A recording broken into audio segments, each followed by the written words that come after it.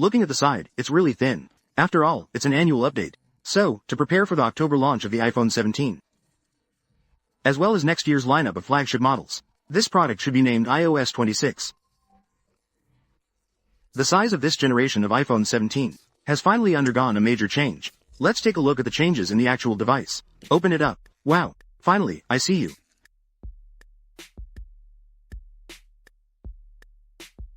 But it's a bit awkward. It's the same as before. This generation of iPhone 17 still doesn't come with a charger. Peel off the protective film. It's still the familiar flat screen. But the one we're showing you is the actual size of the iPhone 17 Air. I have to say, looking at the side, it's really thin. In a moment, we'll compare its side profile with other flagship models. But I can say in advance, this is probably the thinnest device I've held in years. Let's look at the back. This year's brand new iPhone 17 Air is probably Apple's biggest design change in years. The design on the back reminds me of someone. Feel free to type it in the comments. A single lens layout. The position of the fill light is relatively far from the lens. Transparent lens backing plate. To be honest, when I first saw the leaked images, I thought they might not be real, because the inner and outer rounded corners of the lens backing plate are not the same. This is the device mock-up we unboxed last month. The iPhone 17 Pro Max mock-up. At that time, we mentioned that the fill light sensor was on the other side, which seemed a bit odd. But now, seeing this version, you'll notice the layout and design are identical. Looking at the side, the camera bump is still quite pronounced overall. After all, it only has a single lens. Its current specifications are roughly equivalent to the iPhone 16e, are approximately the same. However, because the device is so thin, it makes the camera bump appear more prominent. As for the iPhone returning to a single lens design, out of 100 points, give it a score. For those who only use it for daily tasks like scanning codes, that is definitely sufficient. Let's continue by looking at the sides. The metal frosted frame. The frame's material is similar to the standard version of the iPhone. However, it is different from the Pro Max version of the iPhone. It feels like the Pro version's frame is slightly shinier. The frosted finish is finer. In comparison, the overall camera bump is roughly the same. Regarding the side button layout of the frame, the sliding camera button area has been retained. Moreover, its size has been significantly narrowed. Originally, it was already quite narrow. Now, due to the further narrowing of the frame, it has become even narrower. Hopefully, when touching it, it won't feel as troublesome as before. There are no additional functions at the top. On the other side, the action button and volume buttons are retained. The left and right antenna bands have been given a symmetrical design. However, the top antenna band is not symmetrical. The bottom Type-C port is incredibly thin. It has basically matched the height of the Type-C port's left and right bezels. Such a thickness. Holding it in your hand truly leaves a strong impression. Next, let's take the iPhone 17 Air and compare it with the various models of this generation's iPhone 16. You can get a size reference. First is the standard version of the iPhone 16. You can see, the iPhone 17 Air is slightly larger in size compared to the iPhone 16. Then, we bring in the iPhone 16 Plus.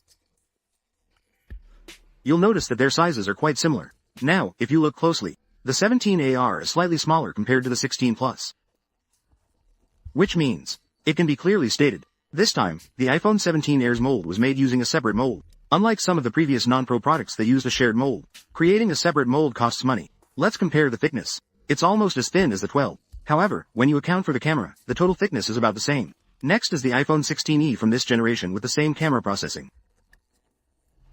Single lens. So, as we mentioned before, the iPhone 16e's device mock-up is shared with the previous standard version of the iPhone, so its size is also slightly smaller compared to the 17 Air. Finally, we have the iPhone 16 Pro and iPhone 16 Pro Max.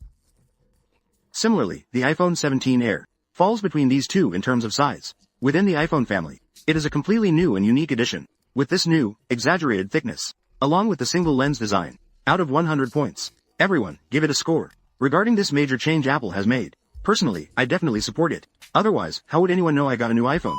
Next, let's take a look at the upcoming iOS 19. Lighting up the screen can now enable the always-on display. This generation of iPhones has further narrowed the bezels. The iOS 19 interface should be the biggest change in recent years. Judging by appearance alone, it feels like the biggest change since the flat design introduced in iOS 7. It's the most significant update. The biggest change in the interface. From what I've observed, this should be the frosted glass effect this time. You can notice over here, all the widgets have been turned into a translucent effect. It reminds me of the old Windows Vista. And it's not just limited to the desktop. In all the main interfaces of the programs, there will be similar translucent effects. Pay attention. The function buttons below are also designed with a translucent effect. Notice when our hand moves over, combined with the translucent effect and icons we just discussed. It's just like the Vision Pro glasses icons we introduced earlier. Also, Apple's determination this time is significant. You can see that the Vision Pro icon has been placed in a prominent position on the primary menu. Cook clearly hopes that the iPhone can provide Vision Pro with more 3D spatial video footage, including what we see in the music interface. It reminds me of the classic cover flow on iOS back in the day, which is the cover flow display function, coupled with the translucent effect. It's really impressive, including in the settings. There are also extensive translucent effects, and they have been completely changed around colorful icons. This is the same as the Vision Pro interface, so these are some significant changes in visual perception on the interface in iOS 19. Out of a score of 100, everyone can rate it. Additionally, according to the latest inside information, Apple might rename its products based on the year. After all, there's an annual update anyway, to prepare for the launch of the iPhone 17 in October. And next year's lineup of flagship models. This product will likely be named iOS 26. So, lastly, let me ask everyone, between 819, 8, and 26, which one do you prefer? Let's see everyone's choice. Okay, so that's it for now. This is all the information we have on the current iPhone 17 Air and the iOS 19 system, the most comprehensive and detailed information we can provide. Next is the segment everyone loves to see. Let's take a look at the size of the iPhone 17 Air and compare how it stacks up against mainstream flagship models. Throughout the process, I'll keep the positions on the left and right unchanged. Play 1, play 2. Take a look and see which one you prefer. First up is the old rival, the Huawei Mate series. Its curved frame naturally looks narrow, but when compared to truly narrow designs, the difference is still quite noticeable. Quad curved screen compared to flat screen. Next is Huawei's Pura series. The design differences are really significant. Look at the side thickness comparison. It's equally very noticeable, especially when referencing the camera area. On the side, you can see the difference between the quad curved and flat screens, mainly in the bezel area. Moving on to Xiaomi's flagship model, you'll notice their sizes aren't actually that different, but when you look at the sides, the thickness difference becomes more apparent when placing this Air model next to the flagship model. The changes are indeed drastically different. One side mainly emphasizes the camera. The sides also show the comparison between slightly curved and flat screens. I wonder which one you prefer. Next up is Samsung's current flagship model, the S25 Ultra. Comparing the sides, the difference is quite noticeable. Both have the same camera bump. This time, both have flat screens on the front. Next is what everyone is most interested in.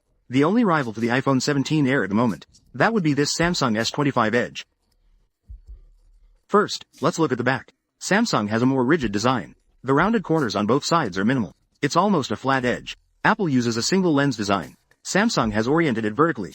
It's impressive how thin both devices are. But when placed side by side, you'll notice that Apple's device is slightly thinner. Correspondingly, in terms of feel, the camera bump is also more pronounced. On the front, Samsung features a large flat screen with small corners. What do you think? If it were up to you, which design would you prefer? Next, let's take a look at the Apple-flavored iPhone. It's still slightly larger than the 17 Air. You wouldn't realize this without a comparison. Compared to large flagship models, it's incredibly thin. Next up is this year's Vivo flagship model with the most exaggerated camera bump. This vibe, this aura, the overall feel is completely different. Look at the back. It's really over the top, isn't it? Which side would you prefer? Next is Honor's flagship model. Comparing it to the actual size of the iPhone 17 Air. Okay, that wraps up the quick comparison. Everyone, considering the thickness of this iPhone 17 Air, out of 100, give it a score for its design and appearance. Finally, let me share my personal thoughts. Holding it in my hand, this ultra-thin feel is truly impressive. It feels almost weightless. The weight is also very light. My hands are relatively small. When holding some larger flagship models, I always feel like it's a bit of a struggle. One-handed use is also uncomfortable. But with an ultra-thin model, this feels so much better. One-handed coverage is also more complete. Most importantly, it truly feels thin in the hand. Plus, the camera extends completely upwards. It doesn't block your hand at all. Okay, this is the current stage where we got from the CAD drawings and the data obtained from protective case manufacturers, which should be considered quite authentic data of the actual iPhone 17 Air that can be presented visually. This is Tech Aesthetics. I am Na Yan. Follow the channel. Later, we'll bring you more about the iPhone 17 series. Important news about the entire lineup. See you in the next episode.